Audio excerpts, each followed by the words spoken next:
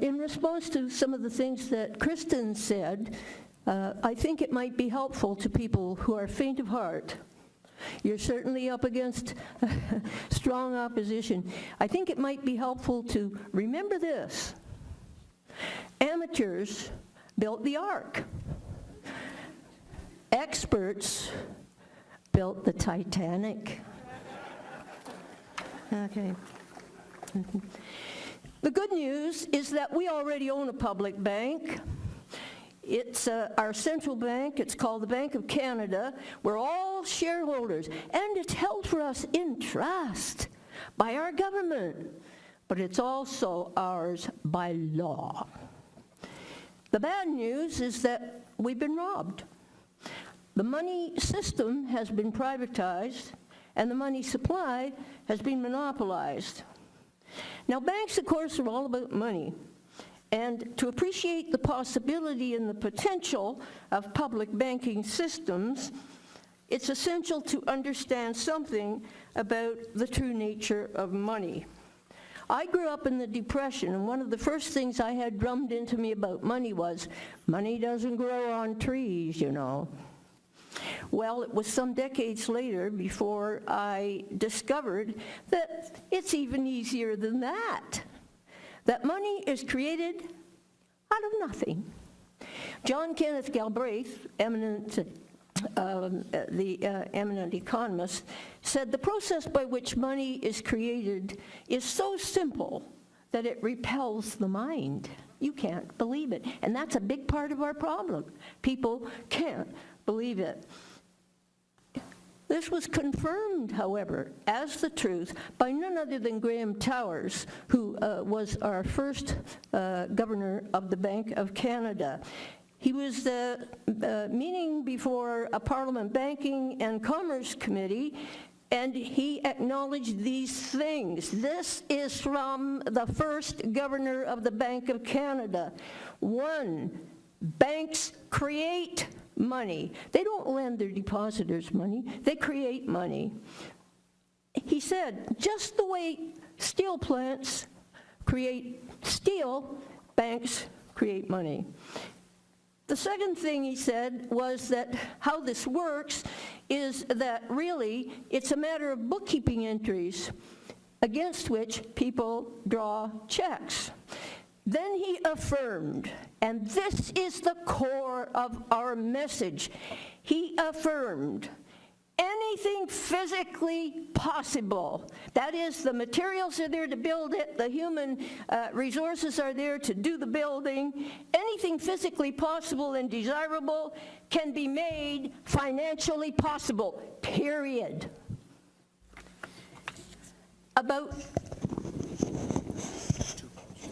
Okay. Thank you, Daryl. About money, the nature of money. It's not a commodity. You can't eat it, you can't sell it, you can't drink it, and it sure isn't much of value in terms of an air purifier. So you can't do anything with it. Its value rests entirely in the value attributed to it by the authority responsible for producing it. Today, most of it's intangible. It's credit. It's intangible, and yet it's very, very real. It's very important. Money's a creature of law. It's not something that you have to dig out of the ground that's natural. It's something that we created. It's a creature of law. Its function as a unit of value depends entirely on what is ascribed to it by the authority responsible for it. It can be used to create or acquire wealth, but money is not wealth, and it should not be confused with wealth. It's a tool. It's a tool designed for facilitating the exchange of goods and services that we need to do in order to function as a society. Money is not the problem. It's a great invention. John Hodgson the late Dr. John Hodgson used to say, right up there with the wheel and fire. It was a great invention. The problem is that its creation and distribution have fallen into the wrong hands. The struggle over who should control a nation's money system goes way back, and the connection between monetary authority and freedom has been often very clearly recognized. Thomas Jefferson, for example, said that he feared banking institutions with the power to issue money and found them more dangerous to liberty than standing armies. As early as 1925, J.S. Wordsworth called for a nationalized system of banking and government control over the issue of currency and credit. The money supply should be managed in the national interest rather than for private profit. And in this, he said, we face the larger question of whether Parliament is to be sovereign, of whether the people are to be sovereign, or whether liberties have already been filched from us without our even knowing it. The Great Depression educated the Canadian public to the realities of money and banks in a way that would stand us in good stead today. The public level of consciousness about banks was incredibly superior to what it is today. In 1933, the Bennett government created a Royal Commission on Banking. G.G. McGeer should be in our history books as one of our heroes. I doubt, how many of you have ever heard of G.G. McGeer? Good for you. Well, G.G. McGeer was very, very instrumental, of course, in the establishment and the privatization, or in the nationalization of our central bank. He appeared before this commission, and he outlined a plan for Canada, and its title was The Conquest of Poverty. He said, the prerogative of government should be used for the common good, not individual private profit. The bank, of course, went through, but there were two issues still that kept, if you read the early history of the bank, still two issues that created a lot of controversy and confusion. They were, one, should it be public or should it be private? And two, who is the supreme authority, the government or the bank? The Constitution gives Ottawa exclusive power over money, banking, and paper currency. Article 14.2 of the Bank of Canada Act established that in the case of a difference of opinion between the government and the bank must yield to the government. So the mandate of the bank is to regulate credit and currency in the best interests of the nation. In a radio broadcast, Mackenzie King at the time said to the Canadian people, once a nation parts with control over its currency and credit, it matters not who makes that nation's laws. Usury will wreck any nation. Until the control over its currency and credit is restored to the government and recognized as its most conspicuous and sacred responsibility, all talk of the sovereignty of Parliament and of freedom is idle and futile. The Bank of Canada in 1938 was nationalized. All the private shares were bought by the government, and in Canada for a time, the question of who should create the money seemed to have been settled. They were to share it. Private banks and the Bank of Canada were to share it. Excuse me.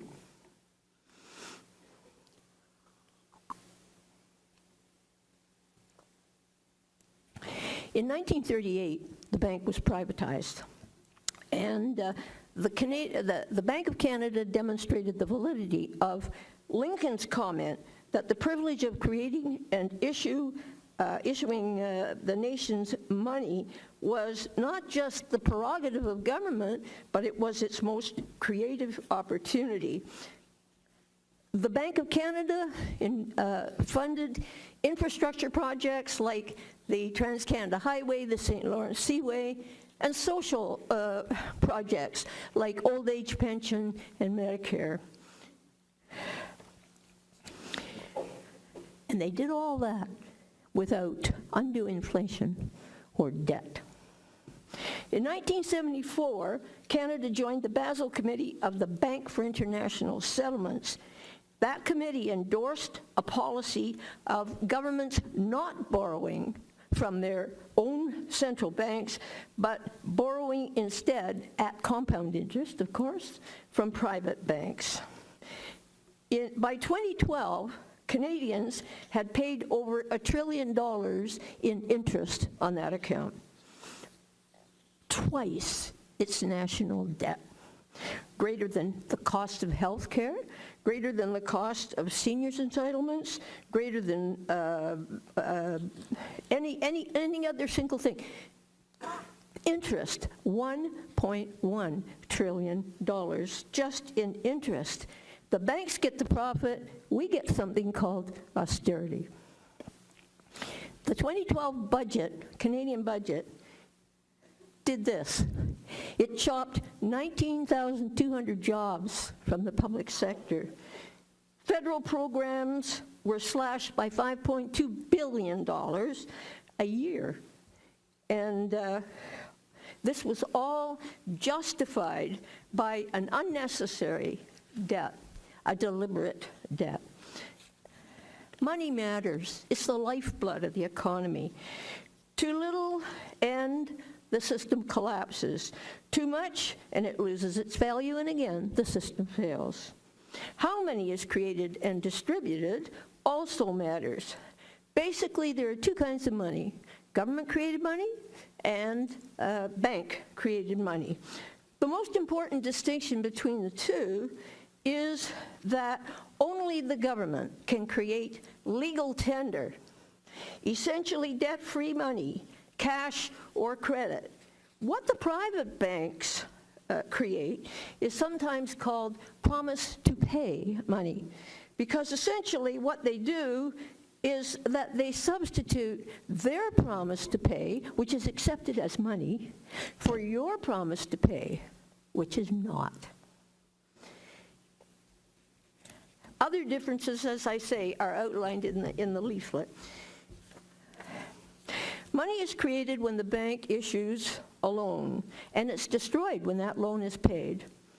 You pay it back, so the money supply is instant. Every time you pay it back, money disappears from the system. So the money system and the money supply is always in flux, and this is a cause of instability that's a real problem with that system. Most money today exists as debt. The debt grows faster than income because we have so many ways of creating debt, but income's harder to come by. When the debt so exceeds the income that debtors are unwilling or unable to pay and cannot borrow more, then even they may not simply be able to keep up the interest payments. Then banks grow unwilling to lend, and the instability then is devastating because we don't have enough money in the economy to keep it going. There are all kinds of other flaws in the system, and one of its characteristics, of course, is the boom-bust that we're all so familiar with. You have a boom, bang, you have a bust. And these booms and busts have become more frequent and more disastrous over the last few years. A more serious problem with the debt money system is really now catching up with us. Since approximately 97% of today's money supply is debt money, the only way to expand the supply is to increase the debt And this makes growth an imperative. The system has to either grow or die. The weakness of our present system, since the exploitation of which now is threatening the very life of the planet on which we live. As Naomi Klein argues so well, this changes everything. As she points out, our economic system and our planetary system are at war. What the climate needs to avoid collapse is a contraction in our use of resources. What our economic system demands is unfettered expansion. And financially, economist Michael Hudson has, in a recent article, explained that, I'm getting the word. In the recent article, he explained we've gone as far as we can go in fueling the economy with debt. Over the past 3 or 4 years, successive Canadian governments have abdicated their responsibilities under the Constitution and the Banque du Canada Act and surrendered our central bank to the moneylenders. We must regain control of our currency and credit. To this end, Comer has filed suit in the federal court, and Rocco Galati will be here later this afternoon to discuss the matter. I'm going to skip to what I think is very important context for us to understand at the moment. Einstein said we can't expect to solve our problems at the same level at which we created them. And this idea about the need to rise to a new level of thinking is being expressed often and by all kinds of people. So, for example, what are the sorts of things that we need to rethink? We need to rethink, for example, money.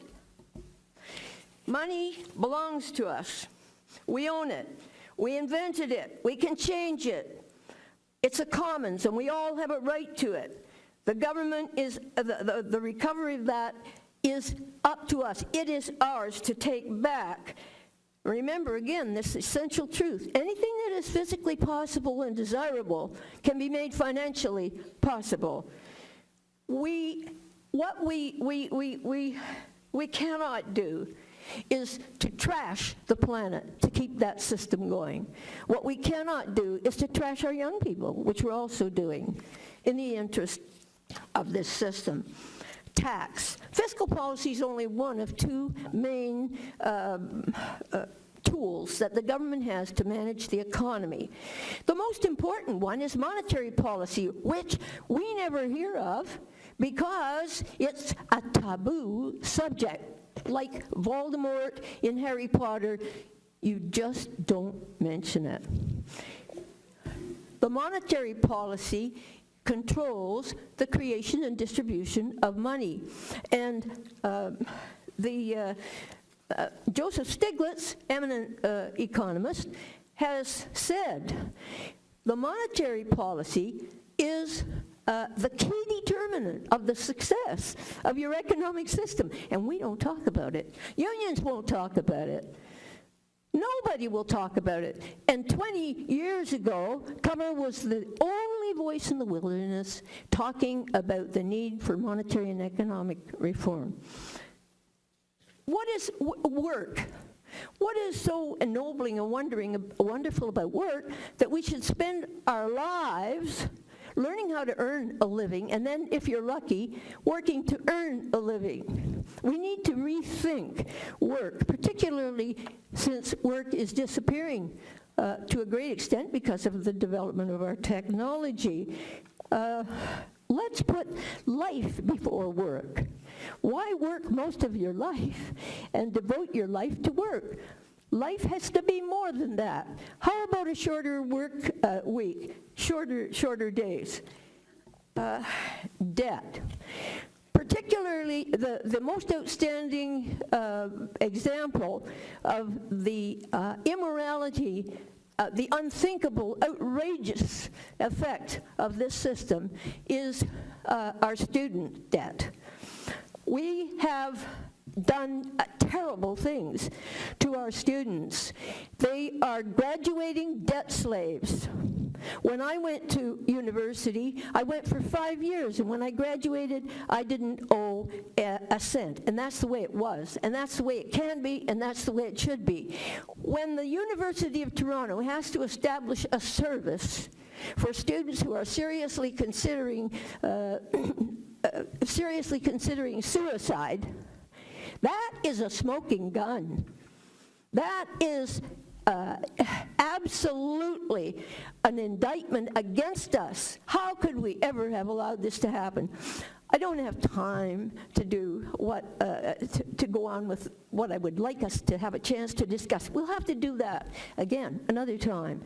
But I would like to suggest that what we're about is not revolution. What we're about is evolution.